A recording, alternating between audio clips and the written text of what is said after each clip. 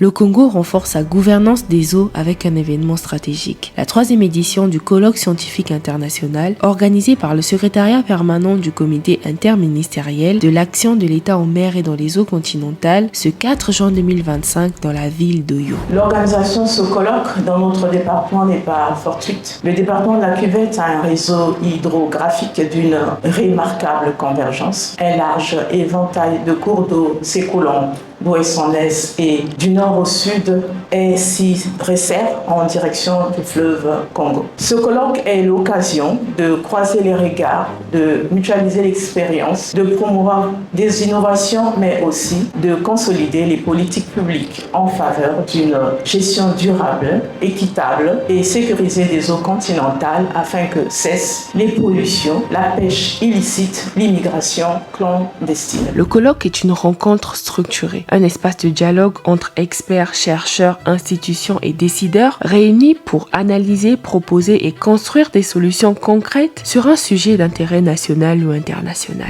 La présente édition, placée sous le thème « La filière des eaux continentales au service de la diversification de l'économie nationale, la sécurité et la sûreté en débat », représente une étape importante de l'implémentation de l'action de l'État en mer et dans les eaux continentales. Il est appelé à offrir au gouvernement l'opportunité de renforcer les mesures de sécurité et de sûreté afin de mieux faire face aux défis contemporains qui affectent les eaux continentales dans le développement économique du Congo. Organisé en collaboration avec l'Association congolaise du droit maritime et avec l'appui technique et financier du Programme des Nations Unies pour le développement. Le Programme des Nations Unies pour le développement soutient les pays dans l'élaboration de leur stratégie nationale pour l'économie bleue.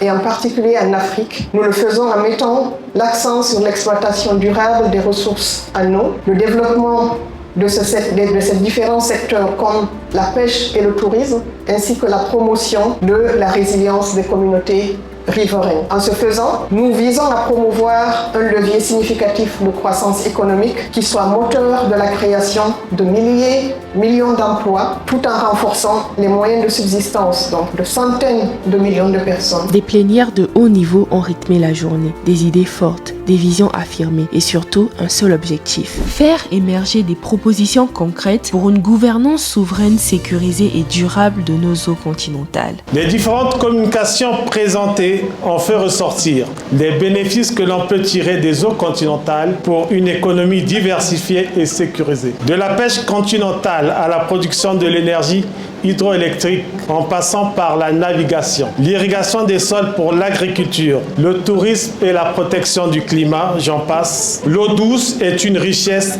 inestimable qu'abrite notre pays. Je déclare clos les travaux de la 3e édition du colloque scientifique international Oyo 2025.